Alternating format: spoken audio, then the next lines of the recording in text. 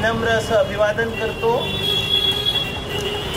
आज आंबेडकरवादी जनहित संघटना या संघटनेच्या वतीनं या डोंबिवली शहरामध्ये अतिशय स्तुत्य असा कार्यक्रम आपण आयोजित केलेला आहे। मी आयोजकांचं मनपूर्वक आभार मानतो।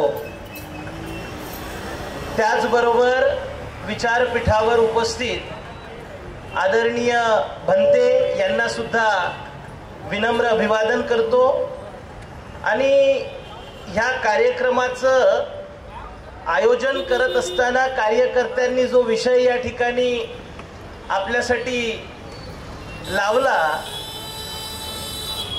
तो विषय असा आहे की डॉक्टर बाबासाहेब आंबेडकरांनी 20 मार्च 1927 ला जो महाड या ठिकाणी जो संघर्ष केला, जे आंदोलन केलं, जो सत्याग्रह केला, त्या सत्याग्रहाचं मुळात निश्चित काय उद्देश होता? कारण आज आम्हाला पाण्यासाठी संघर्ष केला आणि पाण्याला आग लावली, ह्याच्या व्यतिरिक्त समाजामध्ये खूप काही जाणकारी आहे सामान्य लोकांना, असं मला वाटत नाही। काय असा प्रश्न उपस्थित होतो की बाबासाहेब आंबेडकर मुंबईला राहत होते आणि बाबासाहेब आंबेडकर मुंबईला राहत असताना महाड या ठिकाणी सत्याग्रहासाठी जाण्यासाठी काय आवश्यकता भासली बाबासाहेबांना? काय बाबासाहेबांना मुंबईमध्ये पाणी मिळत नव्हतं?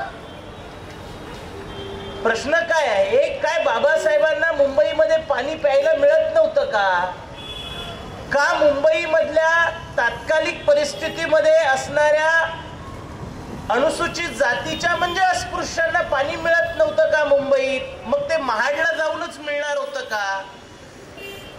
काही तर बरेच विद्वान लोकही असंही म्हणतात, ते तुम्ही त्या पत्रकारावर त्या बॅनरवरच लिहिलं की बाबासाहेबांनी पाण्याला आग लावली, तर निश्चित आग लावली म्हणजे कारण काय, जेवढा संभ्रम तुम्ही निर्माण कराल, मुळात महापुरुषांच्या विचारांचा गोंधळ घालण्याचं काम या देशात सुरू आहे।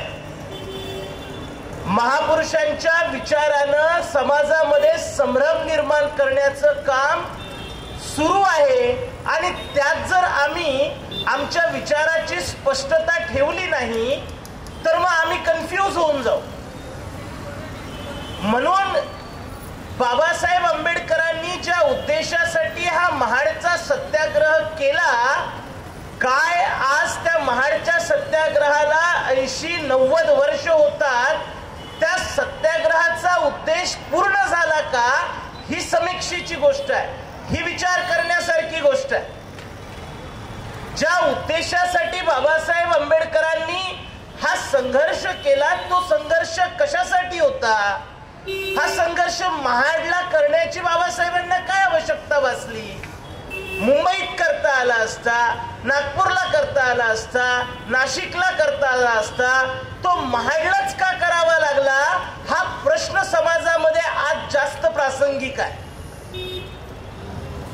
कारण बाबासाहेब आंबेडकरांना महाडलाच जावं लागलं आणि महाडला तो संघर्ष करावा लागला, याच्यामध्ये फार मोठी ऐतिहासिक पार्श्वभूमी आहे।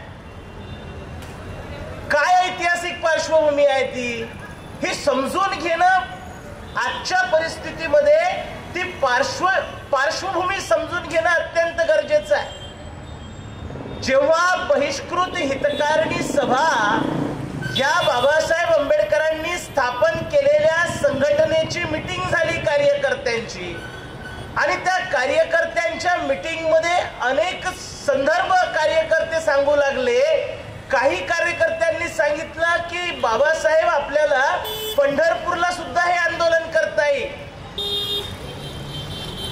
मग या कार्यकर्त्यांना समजून सांगताना बाबासाहेबांनी त्यांच्याबरोबर संवाद केला।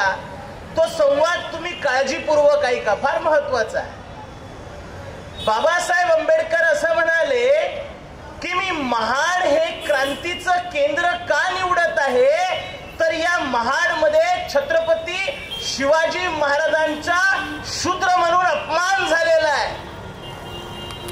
बाबासाहेब आंबेडकर छत्रपती शिवाजी महाराजांचा राज्याभिषेक ज्या रायगडवर झाला त्या रायगडच्या पायथ्याशी महाडचा सत्याग्रह करू पाहत होते. याचं मुख्य कारण आहे की बाबासाहेब आंबेडकर शूद्र म्हणून शिवाजी महाराजांचा अपमान करणाऱ्या वैदिक ब्राह्मणी व्यवस्थेच्या विरोधामध्ये क्रांतीचं रणशिंग फिंकू इच्छित होते.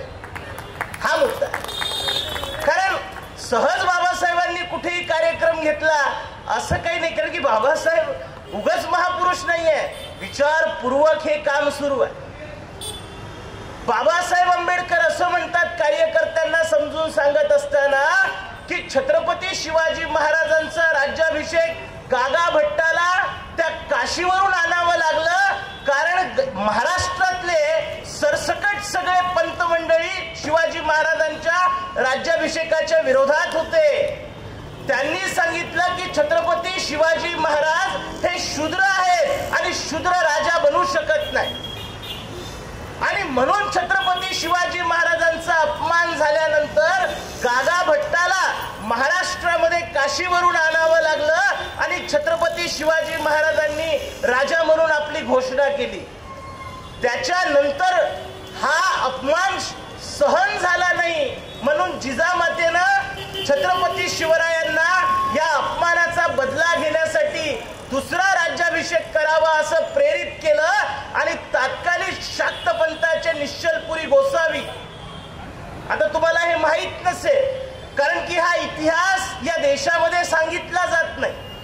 शाक्त पंथाचे निश्चलपुरी गोसावी यांनी सांगितलं छत्रपती शिवरायांना की शिवाजी महाराज गागा भट्टानं या तुमचा राज्याभिषेक केल्यानंतर 13व्या दिवशी मासाहेब जिजाऊंचं निधन झालं.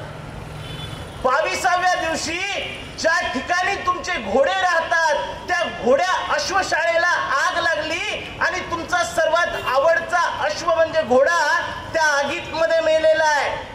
52व्या दिवशी गागा भट्टानं तुम्हाला राज्याभिषेक केल्यानंतर 52व्या दिवशी तुमच्या आवडता सर्वात मोठा हत्ती तो हत्ती 52व्या दिवशी मेला. मला असं वाटतं काहीतरी अपशकुन आहे असं प्रयत्न निश्चलपुरी गोसावीनं छत्रपती शिवाजी महाराजांना सांगितला. आता निश्चलपुरी गोसावी कोण आहे? निश्चलपुरी गोसावी हा शाक्त पंथाचा गोसावी आहे.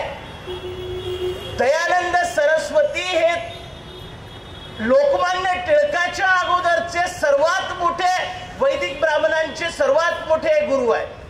या दयानंद सरस्वतीने त्यांच्या सत्यार्थ प्रकाश नावाच्या पुस्तकामध्ये एक नमूद केलेलं आहे. ते म्हणतात की साधू, श्रमण, गोसावी हे सर्व अवैदिक परंपरा आहेत. काय लिहिलंय? साधू, श्रमण आणि गोसावी या सर्व अवैदिक ब्राह्मणी परंपरा आहे, अवैदिक आहेत, अब्राह्मणी आहेत. म्हणजे ब्राह्मणी परंपरा नाही. आणि शाक्त पंथाचे निश्चलपुरी गोसावी हे सुद्धा कोण आहे? गोसावी आहे. अवैदिक आणि अब्राह्मणी पद्धतीनं छत्रपती शिवाजी महाराजांनी आपला दुसरा राज्याभिषेक घडवून आणला. आणि हा राज्याभिषेक झाल्यानंतर छत्रपती शिवा आणि हा अवैदिक पद्धतीनं झाला, ही जास्त महत्वाची गोष्ट आहे. तर तुम्हाला शंका असेल की शाक्त पंथ काय आहे, तर मित्रांनो शाक्त पंथ हा तंत्रयान बुद्धिझम मध्ये जेव्हा वज्रयानातून तंत्रयानाचं डेव्हलपमेंट झालं, या तंत्रयानातल्या बुद्धिझमचा शाक्त पंथ हा एक विभाग आहे. आणि अशा पद्धतीनं छत्रपती शिवाजी महाराजांचं महत्व कार्यकर्त्यांना बाबासाहेब आंबेडकरांनी समजून सांगितलं. कारण बाबासाहेब आंबेडकरांचा महाड चौदार तळ्याचा सत्याग्रह हा केवळ पाण्याचा सत्याग्रह नाहीये, तर छत्रपती शिवाजी महाराजांबरोबर आपण त्या छत्रपती शिवाजी महाराजांचे खऱ्या अर्थानं वारसदार आहोत हे सांगून देण्यासाठी बाबासाहेब आंबेडकरांनी महाडचा सत्याग्रह केला. तुम्हाला एक गोष्ट महत्वाची या ठिकाणी सांगतो की आज छत्रपती शिवाजी महाराजांच्या नावानं अतिशय जास्त वातावरण गढूळ करण्याचा प्रकार सुरू आहे. छत्रपती शिवाजी महाराजांच्या नावानं देशामध्ये हिंदू मुसलमानांचा वाद निर्माण करण्याची प्रकरणं सुरू आहेत. ही हिंदू मुसलमानांचा वाद आपण थांबवला पाहिजे. आम्ही संविधान या देशाला सुपूर्द केल्यानंतर आम्ही सर्व गुन्ह्या गोविंदानं नांदलो पाहिजे, हा भारतीय संविधानाचा उद्देश आहे. भारतीय संविधानाच्या उद्देशिकेमध्ये या देशामध्ये प्रत्येकाला धर्मस्वातंत्र्य आहे, जे धर्मस्वातंत्र्य छत्रपती शिवाजी महाराजांनी सुद्धा त्यांच्या राज्यामध्ये दिलेलं आहे. मग अशी परिस्थिती असताना हेतू पुरस्कर छत्रपती शिवाजी महाराजांचा मुस्लिम द्वेष्टा अशी प्रतिमा निर्माण करणं म्हणजे छत्रपती शिवाजी महाराजांच्या विरोधात काम करणं आणि त्यांच्या विचाराला तिलांजली देण्याचं काम इथले समाजकंटक लोक करत आहे. हे या ठिकाणी आपण समजून घेतलं पाहिजे. कारण छत्रपती शिवाजी महाराजांचा डायरेक्ट संबंध बुद्धिझमशी आहे. छत्रपती शिवाजी महाराजांचा प्रत्यक्ष संबंध या मातीतल्या बौद्ध धर्माशी आहे. ज्या बौद्ध धर्माच्या तुम्हाला एक महत्वाचा संदर्भ सांगतो. छत्रपती शिवाजी महाराज आपल्या पत्रव्यवहारामध्ये जोहार म्हणायचे. अभिवादनाचा प्रकार होता. त्या अभिवादनाच्या प्रकारामध्ये छत्रपती शिवाजी महाराज जोहार म्हणायचे. आपले एक सेनापती होते त्यांचे घोरपडे, त्या घोरपडेंना लिहिलेल्या पत्रामध्ये लिखित स्वरूपामध्ये ते पत्र अवेलेबल आहे. त्या पत्रामध्ये शिवाजी महाराज जोहार म्हणतात. आणि आजपर्यंत 1956 पर्यंत अस्पृश्य समाजातील विशेष करून महार आताचे कन्व्हर्टेड लोक हे सुद्धा जोहार या अभिवादनाचाच उपयोग जास्त करायचे. छत्रपती शिवाजी महाराजांचं जोहार म्हणणं आणि अस्पृश्यांचं जोहार म्हणणं हे कुठेतरी यांची नाळ जुडणारी आहे. एक महत्व अँथ्रोपॉलॉजिकल म्हणजे मानव वंशशास्त्राच्या आधारावर हे सिद्ध करण्याचा बाबासाहेबांनी प्रयत्न केला. कारण बाबासाहेब आंबेडकर अँथ्रोपॉलॉजिस्ट आहेत, मानव वंशशास्त्राचे ज्ञाता आहेत, ज्ञाता आहेत. आणि बाबासाहेब आंबेडकरांनी सांगितलं की ज्या पत्रामध्ये शिवाजी महाराज जोहार म्हणतात, आम्हीही लोक जोहार म्हणायचो, कालपर्यंत म्हणायचो. आता मराठ्यांनी जोहार म्हणणं बंद केलं. मराठ्यांनी जोहार म्हणणं का बंद केलं तर पेशवाई प्रस्थापित झाल्यानंतर शिवाजी महाराजांच्या नंतर पेशवाई प्रस्थापित झाली आणि या पेशवाईमध्ये मराठ्यांवर जबरदस्ती करून त्यांना रामराम करायला भाग पडलं आणि जोहार हा शब्द त्यांच्या अभिवादनातून निघून गेला आणि म्हणून मराठा जोहार म्हणणं बंद झालं. परंतु अस्पृश्यांमधल्या महारांनी जोहार म्हणणं कंटिन्यू ठेवलं. त्यामुळे बाबासाहेब आंबेडकर हा संदर्भ देताना सांगतात की 96 कुळांमध्ये जी कुळं आहेत ते सगळेच्या सगळी कुळं अस्पृश्य महारांमध्ये आहेत. गायकवाड आहेत, जाधव आहेत, म्हात्रे आहेत, तायडे आहेत, इंगळे आहेत, ही सर्व नाईक आहेत, सरदेसाई आहेत. सगळीच्या सगळी नावं, ही सगळी नावं मराठ्यांची कशात आहेत? बौद्धांमध्ये आहेत, आजच्या महारांमध्ये आहेत, बौद्धांमध्ये आहेत. ही गोष्ट बाबासाहेब सांगू इच्छितात की मराठे यांचा संबंध किंवा छत्रपती शिवाजी महाराजांचा संबंध हा बौद्धांशी आहे. इथल्या मूलनिवासी अस्पृश्य समजल्या गेलेल्या लोकांशी सुद्धा आहे, बौद्धांशी आहे. आणि हे प्रूफ करण्यासाठी बाबासाहेब आंबेडकरांनी अँथ्रोपॉलॉजिकल सायन्सचा म्हणजे मानव वंशशास्त्राचा उपयोग केला, तिथे वापर केला आणि हे निश्चितपणे सांगितलं की छत्रपती शिवाजी महाराजांची लढाई ही कोणत्या जातीच्या आणि धर्माच्या विरोधातली लढाई नाही. आता जबाबदार जी लोक आहेत, शासनामध्ये आमदार खासदार म्हणून मिरवणारी जी लोक आहेत, ते निर्भीडपणे सांगतात की शिवाजी महाराज मुस्लिमांचे विरोधक होते, असा अपप्रचार केला जातो. छत्रपती शिवाजी महाराजांची लढाई ही मूलतः जातीची आणि धर्माची लढाई नाही, ही राजकीय लढाई आहे. हे परकीय मोगलांच्या विरोधात स्वकीयांची लढाई आहे, ही गोष्ट आम्ही समजून घेतली पाहिजे. मित्रांनो, छत्रपती शिवाजी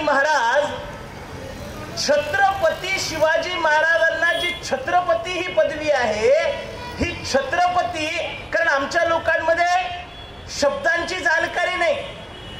शब्द फार महत्वाची गोष्ट आहे. आम्हा घरी शब्दांचीच शस्त्रे, शब्दांचीच रत्ने यत्न करू, असं तुकाराम महाराज म्हणताना शब्दाची गोडवी गातात. आणि तुकाराम महाराज शब्दांबद्दल ज्यादा जाणकार आहे आणि ती जाणकारी आमच्या लोकांमध्ये कमी आहे.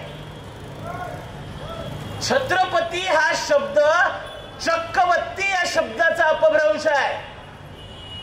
चक्रवर्ती या शब्दाचा अपभ्रंश छत्रपती आहे. छत्राचं रक्षण करणारा नाही, पती नाही. मी बुद्धिझमचा अभ्यासक आहे, त्यामुळे ह्या काही गोष्टी अधिकारवाणीनं सांगू शकतो की छत्रपती हा शब्द चक्रवर्ती म्हणजे चक्रवर्ती या शब्दानं आलेला आहे. या भारताच्या इतिहासामध्ये 3च लोकांना चक्रवर्ती म्हटलं जातं. एक तथागत बुद्धाला चक्रवर्ती म्हणतात, दुसरं सम्राट अशोकाला चक्रवर्ती म्हणतात आणि तिसरं छत्रपती म्हणजे चक्रवर्ती शिवाजी महाराजांना चक्रवर्ती म्हणतात. हा वारसा शिवाजी महाराज जे चालवत आहेत, तो वारसा बौद्ध धर्माचा वारसा आहे, हे आम्हाला समजलं पाहिजे. ही लढाई, आणि म्हणून बाबासाहेब आंबेडकर म्हणतात की या भारताचा इतिहास काय आहे? या भारताचा इतिहास ब्राह्मण बनाम बौद्धांचा रक्तरंजित क्रांतीचा इतिहास आहे. हे मी म्हणत नाही, बाबासाहेबांनी रिव्होल्युशन अँड काउंटर रिव्होल्युशन मध्ये असं सांगितलंय. हे आम्हाला समजून घ्यावं लागेल. आणि म्हणून बाबासाहेब आंबेडकरांनी जी महाडला क्रांती केली, महाडला जे रणशिंग फुंकलं, मित्रांनो, हे रणशिंग जेव्हा बाबासाहेब आंबेडकरांनी फुंकलं, बाबासाहेब आंबेडकर असं म्हणतात. आता बनते आणखीन एक प्रश्न आहे. 20 तारखेला 20 मार्च 1927ला आमच्या लोकांना माहित आहे की बाबासाहेबांना आग लावली पाण्याला, असंच लिहिलेलं आहे. तर बाबासाहेब आंबेडकरांनी जर 20 मार्च 1927ला महाडचा सत्याग्रह केला, तर मग मनुस्मृती कधी जाईल?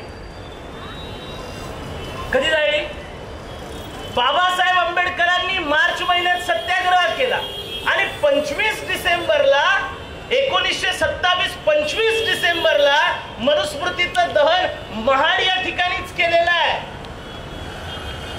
पंतेंनी आपल्या वक्तव्यामध्ये आणि प्रवचनामध्ये ती गोष्ट तुम्हाला सांगितली की बाबासाहेब आंबेडकरांनी काय केलं. तर बाबासाहेब आंबेडकरांनी ज्या 20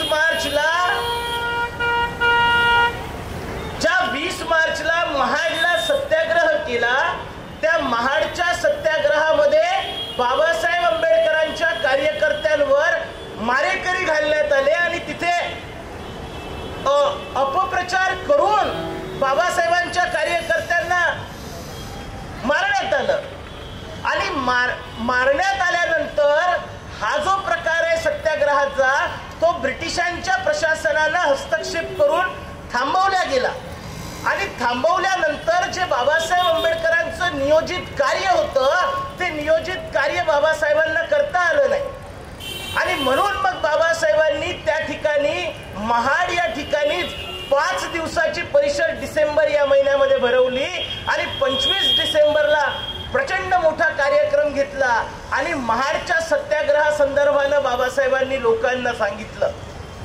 तुम्हाला आश्चर्य वाटेल की बाबासाहेब, आता काय झालंय की आमच्या अनेक लोकांना, अनेक समाजामध्ये काम करणाऱ्या लोकांमध्ये कारण अभ्यास, आम्ही ऍक्सिडेंट चळवळी चालवतो. ऍक्सिडेंट म्हणजे बाबासाहेबांची जयंती साजरी करायची, आता सर्वच लोक करतात म्हणून आपणही करायची. छत्रपती शिवाजी महाराजांची जयंती सर्व लोक करतात, आपणही साजरी करायची. मग कालपर्यंत लोक म्हणत होते ही तिथीनुसार आहे, मग आम्ही 19 तारखेपासून करायला लागलो. ते लोक सांगतात तसं वागण्याची प्रक्रिया समाजामध्ये सुरू आहे. आणि म्हणून आपण योग्य इन्फॉर्मेशन काढून या संदर्भानं समाजामध्ये जानकारी देणं गरजेचं आहे, समाजाला जागृत करणं साथियो गरजेचं आहे.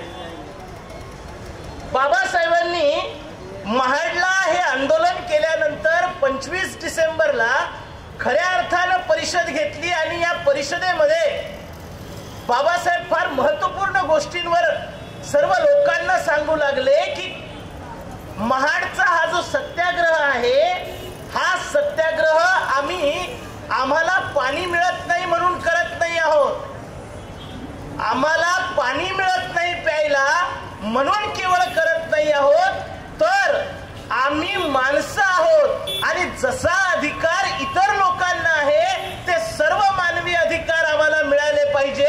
या मानवी अधिकाराच्या समानतेच्या न्यायासाठी आम्ही लढत आहोत. आमची लढाई ही मूलभूत हक्काच्या प्रस्थापनेसाठी आहे, पाणी पिण्यासाठी हा संघर्ष नाही, असं लोकांना सांगितलं. कारण जर आम्ही माणसं असू तर माणसासारखी आम्हाला वागणूक द्यायला पाहिजे आणि बाबासाहेब आंबेडकरांना ती वागणूक इतकी व्यवस्था, इतकी ब्राह्मणी व्यवस्था द्यायला तयार नाहीये असं जेव्हा बाबासाहेब आंबेडकरांच्या लक्षात आलं, तेव्हा बाबासाहेबांनी मोठ्या प्रमाणावर काय केलं तर हा संघर्ष समता प्रस्थापित करण्यासाठी आहे असं लोकांना सांगितलं.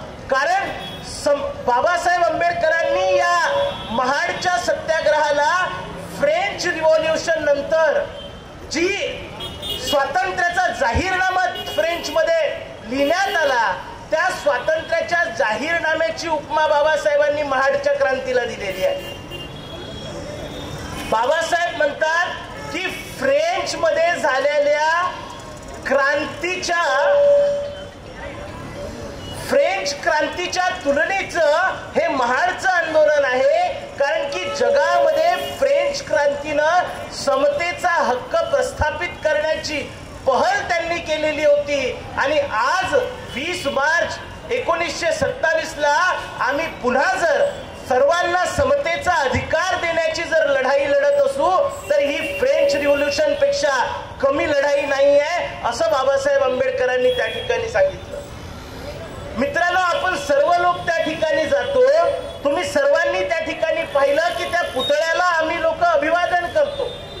तुम्ही बरेच लोक गेला असाल आणि तिथे पाहिलं असेल बाबासाहेबांचा त्या तळ्याच्या मध्ये एक पुतळा उभा आहे आणि त्या पुतळ्याला लोक भक्तासारखी जाऊन पाया पडतात. खरं तर हे आंदोलन चालवण्याची उर्मी आणि ताकद आपल्यामध्ये निर्माण झाली पाहिजे. निर्भीड आणि एकदम स्वतंत्रपणे बोलण्याची आपली ताकद निर्माण झाली पाहिजे. हे काम करण्याची ताकद निर्माण झाली पाहिजे. केवळ हात जोडून हे बाबासाहेब आंबेडकरांचं आंदोलन यशस्वी होणार नाही. त्या महाडच्या बाबासाहेब आंबेडकरांच्या पुतळ्यावर एक वाक्य लिहिलेलं आहे. ते वाक्य आहे की हा जागृतीचा अग्नी सतत तेवत ठेवा. बाबासाहेब काय म्हणतात? हा जागृतीचा अग्नी सतत तेवत ठेवा. माझा तुम्हाला प्रश्न आहे की कोणत्या जागृतीचा अग्नी आपल्याला तेवत ठेवायचा आहे? बाबासाहेब आंबेडकर कोणती जागृती अपेक्षित आहे बाबासाहेब आंबेडकरांना? हा प्रश्न तुम्ही स्वतःला विचारला पाहिजे. कोणत्या जागृतीच्या संदर्भाने बाबासाहेब बोलत आहेत आणि जागृती कोणती? तुम्हाला विचारताना मी एक स्पष्ट करू इच्छितो की बाबासाहेब ज्या समता, स्वातंत्र्यता, बंधुभाव आणि न्यायावर आधारित राष्ट्र निर्माण करण्यासाठी जे आंदोलन उभं करत आहेत, त्या आंदोलनाची जागृती सातत्यानं समाजामध्ये निर्माण व्हावी, तेवत राहावी, म्हणून बाबासाहेब आंबेडकर सांगत आहेत आपल्याला. माझा आता तुम्हाला असा प्रश्न आहे की जर बाबासाहेब आंबेडकरांनी सांगितलं की स्वातंत्र्य, समता, बंधुभाव आणि न्यायाचं जागरण समाजामध्ये झालं पाहिजे, तर मित्रांनो, काय या देशामध्ये बाबासाहेब आंबेडकरांचं स्वप्न समतेचं, ममतेचं राज्य निर्माण व्हावं, कायद्याचं आणि सुव्यवस्थेचं राज्य निर्माण व्हावं, हे स्वप्न बाबासाहेब जे पाहतात, काय कुणाची निर्भीडतेनं असं म्हणण्याची ताकद आहे की हो, बाबासाहेबांना अपेक्षित असणारं राज्य, समतेचं राज्य प्रस्थापित झालंय? काय आम्हाला असं म्हणता येईल की समतेचं राज्य प्रस्थापित झालंय? अशी कुणाची डेअरिंग होत नाही म्हणताना. कारण की या देशामध्ये आज देखील ज्या पद्धतीमध्ये समता हवी आहे ती समता नाही आहे. साथियो, बाबासाहेब आंबेडकरांच्या ह्या आंदोलनामध्ये आम्ही सर्व लोक फार भावनिकतेनं काम करत आहोत, परंतु आम्हाला ही गोष्ट समजून घ्यावी लागेल की हे जे काम आम्ही करत आहोत हे काम कुणाच्या वळचणीला लागून आम्ही हे काम यशस्वी करू शकत नाही।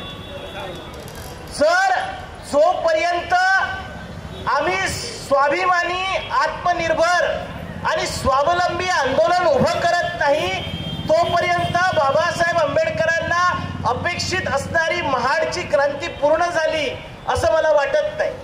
कारण की त्या महाडच्या क्रांतीमध्येच कार्यकर्त्यांना उद्देशून बाबासाहेब असं म्हणतात की तुम्हाला जर खऱ्या अर्थानं मानवाचं जीवन अपेक्षित असेल, समतेचं जीवन जगण्याची तुमची जर इच्छा असेल तर बाबासाहेब म्हणतात की तुम्हाला स्वावलंबी आणि स्वाभिमानी आत्मनिर्भर आंदोलन उभं करावं लागेल। स्वाभिमानी आणि स्वतंत्रपणे आंदोलन उभं करावं लागेल। हे करायचं असेल आणि तुम्ही जर स्वाभिमानी आणि स्वावलंबी आंदोलन उभं केलं तरच खऱ्या अर्थानं हे आंदोलन पुढे जाणार आहे। जर आम्ही बाबासाहेब आंबेडकरांची जयंती साजरी करत असू आणि दादा भाऊला पैसे मागत असू, आमचं जर आम्ही चळवळी चालवत असू आणि आमच्या विरोधात काम करणाऱ्या लोकांकडून जर आम्ही पैसा घेऊन जर काम करत असू तर मग कोणत्या जयंत्या आणि कोणते कार्यक्रम? जी लोक मदत करतात किंवा जे लोक तुम्हाला पैसा देतात ते उद्या इशारा पण करते आणि जर त्यांचा इशारा तुम्ही मानला नाही तर ते सहारा देणं बंद करतील। म्हणून सहारा घेण्या अगोदर तो व्यक्ती माझ्या समाजाच्या किती फायद्याचा आहे, किती नुकसानीचा आहे हे तुम्हाला शोधण्याची गरज आहे। आणि म्हणून बाबासाहेब आंबेडकर म्हणतात की स्वाभिमानी, स्वावलंबी आणि आत्मनिर्भर असं आंदोलन तुम्हाला उभारल्याशिवाय हा मानव मुक्तीचा लढा पूर्ण होऊ शकत नाही। साथियो, मी खूप जास्त लांबवत नाही, एका महत्वाच्या विषयावर बोलतो आणि थांबतो, कारण इथे काही महिला आहेत।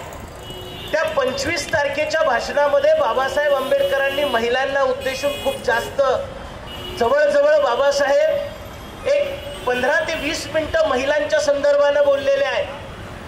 बाबासाहेब आंबेडकर असं म्हणाल, कारण त्यावेळेस बाबासाहेब आंबेडकर असं म्हणतात की जोपर्यंत ह्या आंदोलनामध्ये महिला सक्रियपणे भाग घेत नाहीत तोपर्यंत हे मानव मुक्तीचं आंदोलन यशस्वी होऊ शकत नाही। बाबासाहेब आंबेडकर म्हणतात की आम्हाला लाज वाटते तुमच्या पोटी आम्ही जन्माला आलो, आम्हाला लाज वाटते तुमच्या पोटी आम्ही जन्माला आलो, कारण तुमच्या पोटी जन्माला आल्यामुळे अस्पृश्यतेचा कलंक आम्हाला लागलेला आहे।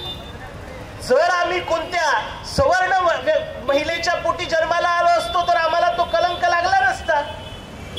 बाबासाहेब आंबेडकरांना महिलेला सांगतात की ही मानव मुक्तीची लढाई पुरुषांपेक्षा जास्त जोमानं महिलांना लढली पाहिजे। या महिलांनी या मानव मुक्तीच्या लढ्यामध्ये जास्त सक्रियपणे सामील झालं पाहिजे। आणि म्हणून बाबासाहेबांनी सांगितलं, सर्व महिलांना निक्षून सांगितलं की ही लढाई लढण्यासाठी आता तुम्ही कंबर कसल्या पाहिजे, कारण की ही व्यवस्था सर्वात जास्त पहिले जर कुणाला गुलाम बनवलं असेल तर ते महिलांना बनवलंय। तुम्हाला आश्चर्य वाटेल की या व्यवस्थेनं, या वैदिक ब्राह्मणी व्यवस्थेनं एवढं गुलाम बनवलं होतं या महिलेला की या महिलेला कोणताच अधिकार नव्हता। आता या डोंबिवली स्टेशनवरून ट्रेनमध्ये महिलांना चढायला जागा मिळत नाही, एवढ्या महिला कामावर जातात, एवढ्या महिला आजकाल आत्मनिर्भर आणि स्वाभिमानी झालेल्या आहेत। बाबासाहेब आंबेडकरांच्या अगोदर या देशामध्ये महिलांचा तुम्ही ज्या साड्या नेसता, कपडे घासता, त्या कपड्यांना खिसा नावाची गोष्ट नाही महिलांच्या। म्हणजे संपत्ती बाळगण्याचा अधिकार तुम्हा लोकांना नव्हता, नोकरी करण्याचा तो दूर, संपत्ती बाळगण्याचा अधिकार नव्हता। त्याचं द्योतक काय आहे तर महिलांच्या वस्त्रांना कुठेच खिसा नसतो। आणि आज सलवारला देखील खिसा शिवायला लागल्यात, हे बाबासाहेब आंबेडकरांचे उपकार आहेत। माय मावल्या स्वतःच्या पायावर उभं राहून नोकऱ्या करतात, मग ती अस्पृश्यांची महिला असो किंवा शेड्यूल कास्ट शेड्यूल ट्राईबची महिला असो. हे बाबासाहेब आंबेडकरांच्या आंदोलनाची देण आहे साथीहो. आणि म्हणून या आंदोलनामध्ये महिलांनी जास्त सक्रियपणे काम केलं पाहिजे. आणि आज देशामध्ये जाती जातीमध्ये आणि धर्मामध्ये भांडण लावणाऱ्या लोकांच्या नादाला न लागता ओबीसी मराठा वर्गानं फुले शाहू आंबेडकरांच्या विचाराला आत्मसात करण्याचा प्रयत्न केला पाहिजे. फुले शाहू आंबेडकरांच्या विचाराला जोपर्यंत इथला मराठा ओबीसी वर्ग मोठ्या प्रमाणात आत्मसात करणार नाही, तोपर्यंत त्यांच्या प्रगतीची दारं उघडणार नाहीत, हे या ठिकाणी स्पष्टपणे बोलावं लागेल. आणि म्हणून आज देशभरामध्ये जे वातावरण निर्माण झालेलं आहे, हे लोक आमचे सर्व हक्क आणि अधिकार संपवण्याच्या तयारीमध्ये आहे. संविधान न सांगता संपवण्याची तयारी सुरू आहे. संविधानाचे अधिकार आम्हाला शिक्षण, सगळ्या शाळांचं प्रायव्हेटायझेशन झालेलं आहे, शिक्षणाचा अधिकार संपवलाय, फी अमाप वाढवून ठेवलेले आहेत. तुम्हाला माहित नसेल, महाराष्ट्राचा जीडीपी ग्रोथ मागच्या 10 वर्ष अगोदर होता, तो आज 13% ने कमी झालेला आहे. महाराष्ट्रामध्ये जीडीपी ग्रोथ कमी झालाय. एवढंच नाही तर अनएम्प्लॉयमेंट एवढ्या मोठ्या प्रमाणावर, बेरोजगारी साथीयो महाराष्ट्रामध्ये वाढली की या महाराष्ट्राला टिळक आगरकर गोखलेचा महाराष्ट्र म्हणायचं का फुले शाहू आंबेडकरांचा महाराष्ट्र म्हणायचा, हा प्रश्न निर्माण झालेला आहे. कारण जर शोषणाची व्यवस्थाच तुम्हाला लागू करायची असेल तर स्पष्टपणे या देशामध्ये मनुस्मृती प्रस्थापित झालेली आहे, हे वेगळं सांगण्याची तुम्हाला गरज भासायला नको. आज संविधान समाप्तीच्या दिशेला आहे. आज आमच्या पोरांच्या हाताला काम नाही. त्या ट्रेनमध्ये मरणाची गर्दी वाढलेली आहे. आम्हाला मरण यातना सोचत जीवन जगावं लागतंय. आणि असं जीवन आमच्या संविधानाला अपेक्षित नव्हतं. असं जीवन भारतीय संविधानाला अपेक्षित नाहीये. प्रत्येक माणसाला त्याच्या प्रतिष्ठेनुसार जगण्याचा हक्क भारतीय संविधान देतं. परंतु संविधान जरी आमच्या समर्थनात असलं तरी ही व्यवस्था बहुजनांच्या विरोधात आहे. आणि जी व्यवस्था बहुजनांच्या विरोधात आहे, त्या व्यवस्थेनं शेवटचं तुमच्या हातात जे हतियार होतं, ते हतियार तुम्ही तुमचे प्रतिनिधी निवडू शकत होतात.